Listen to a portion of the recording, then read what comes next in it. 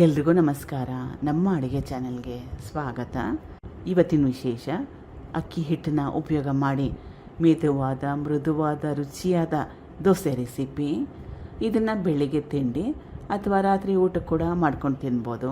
ಬಟ್ಲೆ ತೊಗೊಂಡಿದ್ದೀನಿ. ಮೊದಲನೇ ಸ್ಟೆಪ್ಪಲ್ಲಿ ಅರ್ಧ ಗ್ಲಾಸಷ್ಟು ಗಟ್ಟಿ ಅವಲಕ್ಕಿ, ನೆನೆಸ್ಕೊಳ್ಳೋಕೆ ಮುಂಚೆ, ನೆನೆ ಹಾಕೋಕ್ಕೆ ಮುಂಚೆ, ತೊಳೆಯೋಕ್ಕೆ ಮುಂಚೆ ಅರ್ಧ ಗ್ಲಾಸಷ್ಟು, ಇದಕ್ಕಿಂತಲೂ ಸ್ವಲ್ಪ ಕಡಿಮೆ ಹಾಕ್ಕೊಂಡ್ರು ಕೂಡ ಪರವಾಗಿಲ್ಲ. ಅವಲಕ್ಕಿನ 1 ರಿಂದ 2 ಸಲ ಚೆನ್ನಾಗಿ ತೊಳಿಬೇಕು, ಕ್ಲೀನ್ ಮಾಡ್ಕೋಬೇಕು. ಅವಲಕ್ಕಿನ ತೊಳೆದಿದ್ದಾಗಿದೆ. ತೊಳೆದಿರೋ ನೀರನ್ನ ಸಂಪೂರ್ಣವಾಗಿ ತೆಗೆದಿದ್ದೀನಿ. ಇದು ಅಕ್ಕಿ ಹಿಟ್ಟು 1 ಗ್ಲಾಸಷ್ಟು. ಯಾವ ಗ್ಲಾಸಲ್ಲಿ ಅವಲಕ್ಕಿನ ಅಳತೆ ಮಾಡ್ಕೊಂಡಲ್ಲ, ಸೇಮ್ ಗ್ಲಾಸಲ್ಲಿ 1 ಗ್ಲಾಸಷ್ಟು ಅಕ್ಕಿ ಹಿಟ್ಟು. ರೆಡಿಮೇಡ್ ಅಕ್ಕಿ ಹಿಟ್ಟು ಅಥವಾ ಮನೇಲಿ ಬೀಸಿಟ್ಟಿರೋ ಅಕ್ಕಿ ಹಿಟ್ಟು ಯಾವುದಾದ್ರೂ ಪರವಾಗಿಲ್ಲ. ಅಥವಾ ಅಕ್ಕಿ ಹಿಟ್ಟು ಮನೇಲಿಲ್ಲ ಅಂದರೆ ಇದಕ್ಕೆ ಬದಲಾಗಿ ರವೆ, ಚಿರೋಟಿ ರವೆ, ಉಪ್ಪಿಟ್ಟು ರವೆನ ಉಪಯೋಗ ಮಾಡ್ಬೋದು. 1 ಗ್ಲಾಸಷ್ಟು ಹುಳಿ ಗಟ್ಟಿ ಮಜ್ಜಿಗೆ. ಹುಳಿ ಬಂದಿಲ್ಲ ಅಂದ್ರೂ ಪರವಾಗಿಲ್ಲ. ರುಚಿಗೆ ತಕ್ಕಷ್ಟು ಉಪ್ಪು ಕಲಿಸ್ಕೋಬೇಕು.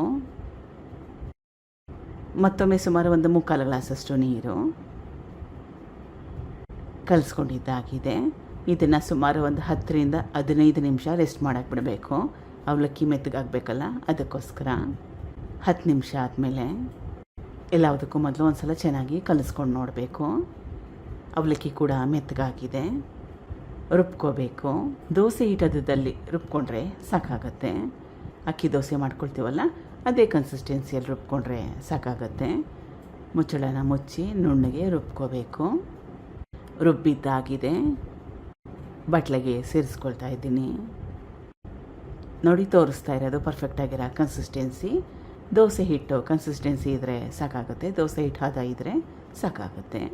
ಸಣ್ಣ ಚಮಚದಲ್ಲಿ 1 ಚಮಚದಷ್ಟು. ಇನ್ಸ್ಟೆಂಟ್ ರೆಸಿಪಿ ಇರೋದ್ರಿಂದ ಹಾಕೊಳ್ಳೋ ಅವಶ್ಯಕತೆ ಇರುತ್ತೆ. ಇಷ್ಟ ಇಲ್ಲ ಅಂದರೆ ಹಾಕೊಳ್ಳೋಕೆ ಹೋಗಬೇಡಿ, ಹಾಗೆ ಮಾಡಿ.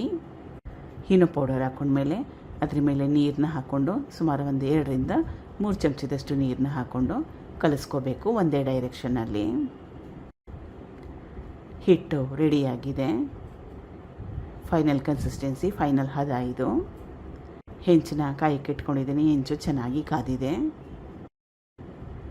ದೋಸೆನ ತೆಳುವಾಗಿ ಕೂಡ ಮಾಡ್ಕೋಬೋದು. ಇದ್ರ ಮೇಲೆ ಸಣ್ಣದಾಗಿ ಕಟ್ ಮಾಡಿ ಇಟ್ಕೊಂಡಿರೋ ಈರುಳ್ಳಿ, ಹಸಿರು ಮೆಣಸಿನ್ಕಾಯಿ, ಕೊತ್ತಂಬರಿ ಸೊಪ್ಪು, ಟೊಮೆಟೊ ತೆಳುವಾಗಿ ಉದ್ದುದ್ದ ಕಟ್ ಮಾಡಿ ಕೂಡ ಉಪಯೋಗ ಮಾಡ್ತಾಯಿದ್ದೀನಿ. ಕ್ಯಾಪ್ಸಿಕಮ್ ಇದ್ದರೆ ಅದನ್ನು ಕೂಡ ಹಾಕ್ಕೋಬೋದು. ಮನೆಯಲ್ಲಿ ಮುಸ್ಕಿನ ಜೋಳ ಇದ್ದರೆ ಅದನ್ನು ಹಾಕ್ಕೋಬೋದು. ನಿಮಗೆ ಯಾವ ತರಕಾರಿ ಇಷ್ಟ ಅಂದರೆ ಎಲೆಕೋಸನ್ನ ತೆಳುವಾಗಿ ಕಟ್ ಮಾಡಿ ಅದನ್ನು ಕೂಡ ಉಪಯೋಗ ಮಾಡ್ಬೋದು. ಎಣ್ಣೆ ಸ್ವಲ್ಪ ಮುಚ್ಚಿಡಬೇಕು.